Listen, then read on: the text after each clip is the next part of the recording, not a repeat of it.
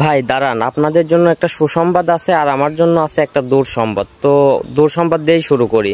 তো মূলত হয়েছে কি, আমার যে টিকটক আইডিটা আছে না, রূপস রাকিব টিকটক আইডি, তো এই আইডিটা অনেক পুরাতন একটা আইডি, বাট আমি ভিডিও ছাড়ি মাঝে মাঝেই মানে ভায়োলেশন চলে আসে।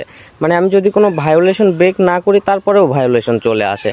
তো এই সপ্তাহে মোটামুটি 3টা ভায়োলেশন আসছে, তার মধ্যে আমি 3টাতে অ্যাপিল করছি। অ্যাপিল করার পরে একটা হচ্ছে ভায়োলেশন অ্যাপ্রুভ করছে, মানে ভায়োলেশন উঠাই নিয়েছে, আর 2টাতে এখন অবধিও ভায়োলেশন অ্যাপ্রুভ করে নাই, রিজেক্ট করে দিছে।